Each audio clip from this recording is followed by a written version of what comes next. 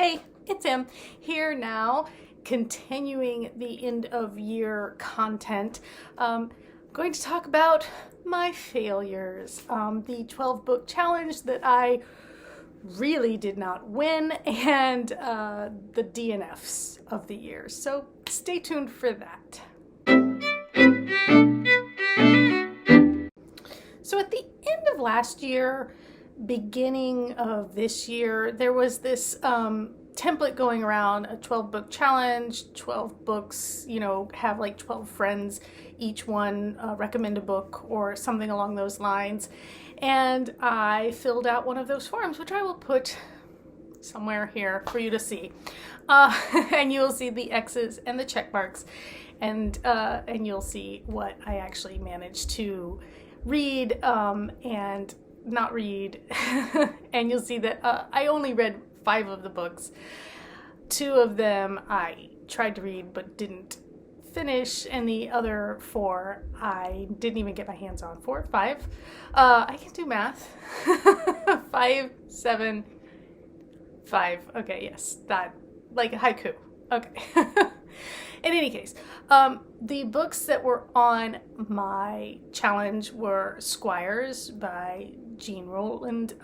This is the second in the Saint Sebastian, the Archers of Saint Sebastian series. I read Journeys and really, really liked it, and meant to read Squires and did not get to it because my e-reader, and it's not a book that's at my library, so I haven't had a chance to go get a physical copy and read it yet.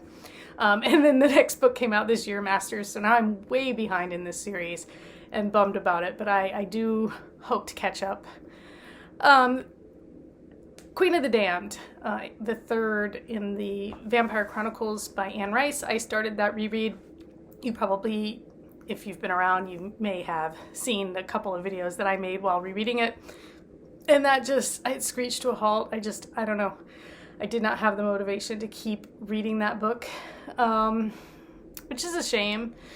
But, it's one of those things where either I've outgrown that, or I've changed enough, or I just wasn't in the right headspace maybe and should try it again later. I don't know. The Song of Achilles, I did read and loved. That was the first book I read this year. The Sun and the Star, I did read and liked, I guess. I felt like because of the 2 authors, the tone was not quite as consistent, and certainly some of the characterizations were a little, they felt a little off to me. I have a video about that if you want to go watch it. Brotherhood of the Black Flag is an independently published book that I have wanted to read, and same thing as with Squires. It's not at the library, and I'm not, my e-reader is just not an option for me right now. So I hope to get to it again at some point. Ceremony was a book that was recommended to me. It's more like a book of affirmations, and again, it's not something I'm probably going to find at my library, and I think it's on my Amazon wish list, but I haven't gotten my hands on a copy of that yet. I did read Heaven Official's Blessing, the first of a series of 8. I really, really enjoyed it. I do want to read the rest of those, but again, they're big books, they're expensive books, and since I have the one physical one, and since I'm not really using my e-reader, I talked about that in my last video a little bit, but it's not like I can just go buy a ton of books. I don't have the space, I don't have the money, so hopefully I'll read more of those. I did really enjoy the first one though. The Secret of Raven's Point is another indie book that, again, I don't even know if it exists in a physical format. I haven't looked. It's, I think, a mystery maybe, and was recommended to me, and I still would hope to read it at some point. Razorblade Tears, one of my biggest disappointments, in that I did get started on it. I thought it was okay, but I wasn't 100% loving the characters. And I mean, I got maybe 50 pages in, so it's not like I got far. So I don't know if I'll go back to that. I kind of want to go back and finish it. But I'm also more interested possibly in All the Sinners Bleed, which is also by S.A. Cosby. Cosby?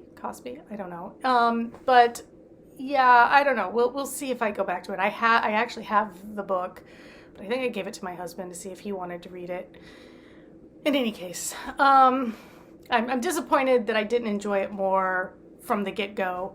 And again, it might be one of those things where I was in the wrong headspace, or I don't know. It might have been oversold, where it's one of those things that was so hyped, it just was never going to meet the hype. I'm glad my mom died. Read that, enjoyed it. The London Seance Society. I think my library might actually have this book. I just haven't gone to look for it yet. I do still want to read it. I just haven't. And spoiler alert, if you've seen the video, you know what a terrible disappointment that was to me as well. I just really was not into it at all. I did read it, although it was almost a hate read at some point, by about the midway point, I was just like gritting my teeth and pushing through. But, so that was my 12 book challenge. Not great results. Don't know if I would do this particular challenge again. It's just another TBR building kind of challenge, and I already have like a physical stack of books. And yeah, I don't really need anybody telling me to go get more books. Mostly because also I'm a mood reader. I tend to just browse my library, grab a couple of things that sound interesting. And unless I've just heard a ton about a book and I'm curious, I've also just discovered that my tastes run contrary to pop culture, I guess. I don't like the things a lot of people seem to like, and maybe that's why my books are so different from what's common and popular too. I don't know, but yeah. So anyway, the books that were not part of my challenge, but that I did try to read and didn't finish, I've got a list here, so I will be looking down. I apologize. But Devil House, which we've talked about, which I do still want to finish, okay? I will push through this book within a book thing, which is the latest gimmick, I guess, where I'm just like, I don't know why I need this. Like, at least with Moonflower Murders and Magpie Murders, like, there was this idea that reading the book within a book had use, it was a useful exercise. It had clues. You were looking for additional information. You were kind of mining the text.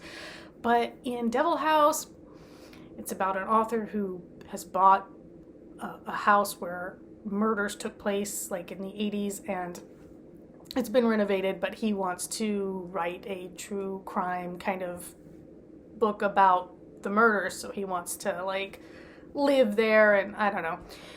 His first book was also a true crime-esque thing about this teacher who was convicted of murdering a couple of students. And so all of a sudden we're like reading the first book, or I guess, I don't know, but suddenly we're reading about that story, and I'm like, this is not the story I'm here for, and I don't know that there's any utility in this being in this book except to make this book longer. I don't know. I don't know. I'm not convinced there's a reason for it, so it's just kind of irritating to me. If you've read Devil House and there is a reason for this book within a book thing, let me know. Maybe I'll be more inclined to pick it up sooner rather than later. Right now it is literally just sitting where I last left it, and I haven't picked it up again. Tomorrow, which I do have a physical copy of as well.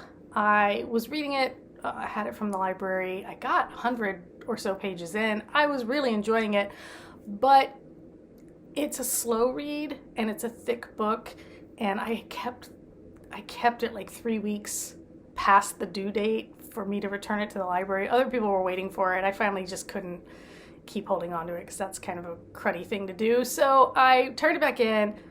I did just get myself a copy, and it is in the stack, but I haven't gone back to it. So I will get back to it. I just haven't. It is on my TBR, ideally for sometime next year. The Spite House, another kind of haunted house book that I grabbed from the library. It's not very long. Again, I was enjoying it. It had to go back to the library, and unlike with Tomorrow and Tomorrow and Tomorrow, I didn't even try and hang on to it.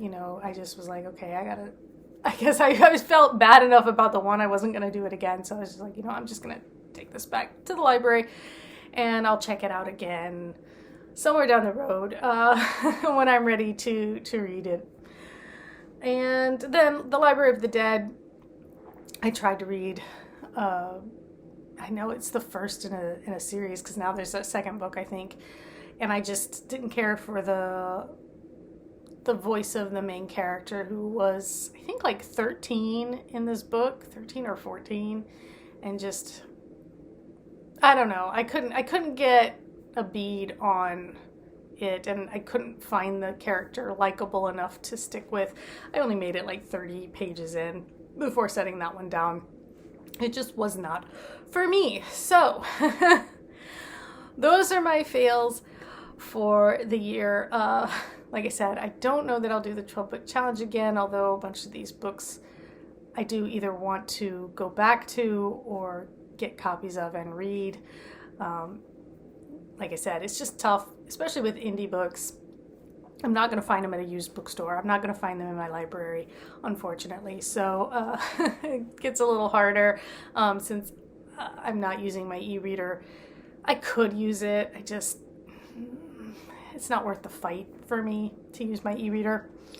For me, a lot of the pleasure of reading is in holding a book too. And, I'm just old maybe, but I've got people who read on their phones and I can't do it. I just can't. So anyway, that's it. That is my fails, my DNFs for the year. And we'll talk about my best and worst of the books I did finish. Obviously, you'll know that Spoiler Alert is probably at the bottom of my list for the year. We'll see where the other ones stack up. So that'll be coming up in a future video. In the meantime, like, subscribe, comment, all those good things. But in the meantime, until next time, take care.